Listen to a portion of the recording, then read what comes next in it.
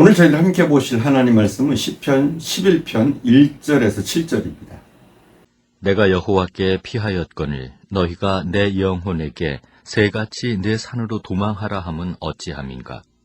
악인이 활을 당기고 화살을 시비에 먹이며 마음이 바른 자를 어두운 데서 쏘려 하는도다. 터가 무너지면 의인이 무엇을 하랴. 여호와께서는 그의 성전에 계시고 여호와의 보좌는 하늘에 있으며 그의 눈이 인생을 통촉하시고 그의 안목이 그들을 감찰하시도다. 여호와는 의인을 감찰하시고 악인과 폭력을 좋아하는 자를 마음에 미워하시도다. 악인에게 그물을 던지시리니 불과 유황과 태우는 바람이 그들의 잔에 소득이 되리로다. 여호와는 의로우사 의로운 일을 좋아하시나니 정직한 자는 그의 얼굴을 배우리로다. 만약 지금 지진이 일어난다면 여러분 어디로 피하시겠습니까? 화산이 폭발한다면, 그래서 용암이 우박처럼 떨어진다면 어디로 피해야 할까요? 자, 만약에 전쟁이 난다면 과연 우리는 어디로 피해야 할까요? 무너지는 이 터는 가정의 터를 말하기도 합니다. 우리 환경의 터를 말하기도 합니다. 우리에겐 여러 가지 터가 있습니다. 직장의 터, 환경의 터, 무엇보다 사회의 공동체를 형성하고 있는 도덕, 윤리, 이념, 신앙의 터일 수도 있습니다. 다윗은 이러한 터가 무너진다면, 만약 그러한 터들이 무너진다면 어떻게 해야 할 것인가? 거기에 초점을 맞추고 있습니다. 먼저 본문 3절에 보면 시인은 깊은 탄식으로 시를 시작합니다. 3절에 보니까 이렇게 나와 있어요. 우리가 3절 함께 보겠습니다. 터가 무너지면 의인은 무엇을 하랴? 터가 무너지면 의인은 무엇을 하랴? 여러분, 의인에게도 터가 무너집니다. 악인에게만 터가 무너지는 것이 아니라 우리가 의인이라고 할지라도 의인에게도 때론 터가 무너지는 아픔이 있을 수가 있는 겁니다. 특별히 이 본문은 우리가 달리 해석한다면 터가 무너지면 하나님의 질서를 의지하고 살던 그 사람들은 무엇을 해야 하는 것인가? 이겁니다, 여러분. 우리에게도 터가 무너져요. 우리 믿음의 사람에게도 하나님만 의지하며 살던 우리에게도 터가 무너지기도 합니다. 터가 무너지면 정말 어떻게 하시겠습니까? 터가 무너져가는 현실에서 정인이, 정직인이, 진실이니 하는 외침이 무슨 의미가 있겠습니까? 진실과 거짓이 함께 공존하는 사회에 어느 것이 진실인지 헷갈리는 사회 아닙니까, 지금? 무엇이 진리인지 진실인지 헷갈리는 사회에 오히려 정의와 정직은 상실되고 거짓과 위선과 쾌락과 탐욕이 판을 치고 마치 이것이 최고인 것처럼 우리를 뒤흔들고 혼동시키는 사회. 이게 우리가 살고 있는 사회 아닙니까? 이미 터는 무너져가고 있습니다. 터가 무너져가는 어두운 사회의 현실을 우리는 어떻게 바라봐야 할까요? 터가 무너져가는 어두운 현실을 보면서 시인은 이렇게 표현합니다. 2절 봉독하겠습니다.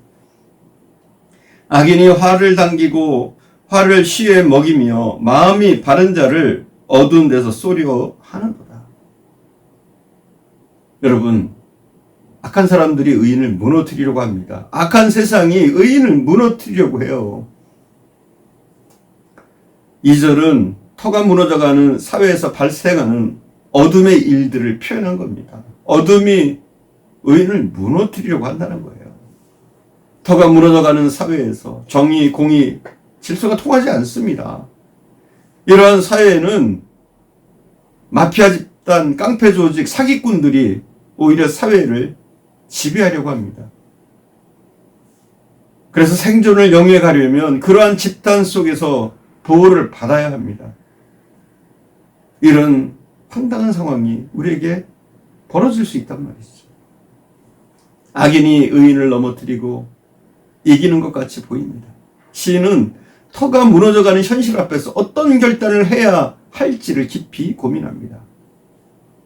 그때 그의 동료들이 찾아와서 이렇게 얘기합니다. 산으로 도망해. 권면합니다. 그게 마치 대책인 것처럼 세상적인 솔루션을 내어놓습니다.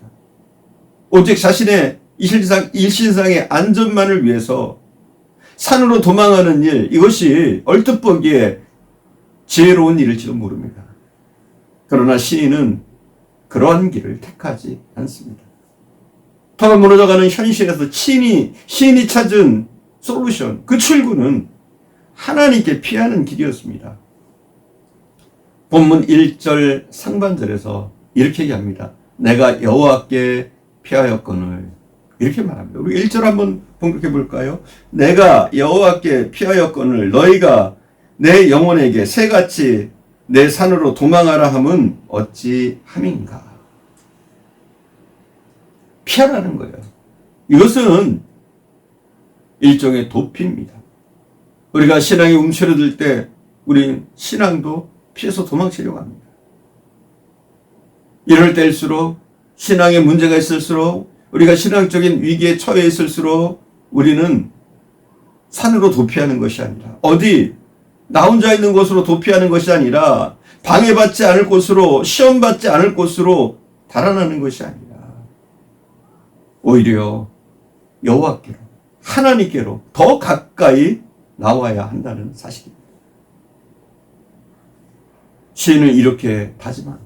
오히려 어려울수록 힘들수록 세상이 망해가는 현실 가운데서 그는 위대한 신앙적인 결단을 합니다. 터가 무너지고 세상이 망한다고 할지라도 나는 여호와께로 피하겠다.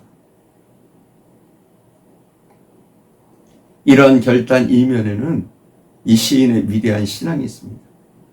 시인의 역사의식과 신앙이 본문 4절에서 7절에 나타나 있습니다.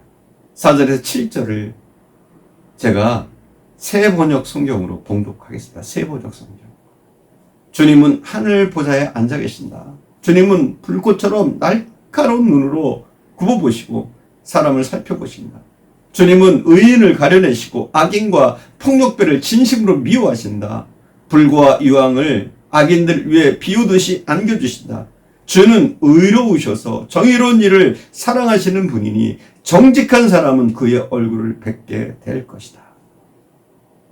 이 시인은 터가 무너져가는 현실에서 하나님께 피하는 것은 흔들리는 혼돈 속에서 세상을 지켜보고 계시는 하나님을 의지하는 것이라고 말합니다. 그리고 그분을 찾는 사람, 믿음을 찾는 사람, 정의를 찾는 그 사람은, 그 정직한 사람은 하나님의 얼굴을 뵙게 될 것이라고 고백합니다. 여러분, 세상은 절망적이라고 할지라도 역사하시는 하나님을 의지하면 우리는 어떠한 상황 가운데서도 희망이 있는 줄 믿습니다. 사랑하는 여러분, 우리가 세상적인 솔루션이 아니라 세상적인 방법으로 우리의 어려움들을 해결하는 것이 아니라 어려우면 어려울수록 더욱더 하나님께 우리가 피하는 것이 아니라 오히려 하나님을 바라보면서 마주하고 서야 될 줄 믿습니다. 오직 하나님을 찾을 때 우리는 그 어떤 상황 가운데서도 승리할 수 있을 줄 믿습니다. 기도하겠습니다. 사랑하는 주님, 터가 무너지는 현실 가운데 어려움과 고난 가운데 우리가 어찌해야 하는지 본문을 통해서 우리에게 알려주심을 감사합니다. 우리가 현실만 보고 급급하고 도망치고 나의 일신적인 유익을 위해서 피하는 것이 아니라 오직 하나님이 내게 주신 그 사명을 따라서 더욱더 하나님을 붙잡고 하나님께서 우리에게 허락하실 그 솔루션을 찾을 수 있도록 인도해 주시기를 간절히 원합니다. 우리 오직 한 가지 일, 우리가 결단하며 해야 될 그 일은 하나님께로 나가고 하나님을 찾으며 하나님으로부터 우리가 길을 찾는 길인 줄 믿습니다. 그 어떤 상황 가운데서도 모든 것을 하나님께 걸고 하나님을 의지하는 자에게 소망이 있는 줄 믿습니다. 또 하나님을 의지하며 나갈 때 하나님이 우리에게 길을 열어주실 줄 믿습니다. 이런 마음으로 이러한 믿음으로 승리할 수 있는 저희들 되어줄 수 있도록 축복해 주옵소서. 오늘도 함께 하심을 감사드리며 우리 구주 예수님의 이름으로 기도드립니다. 아멘.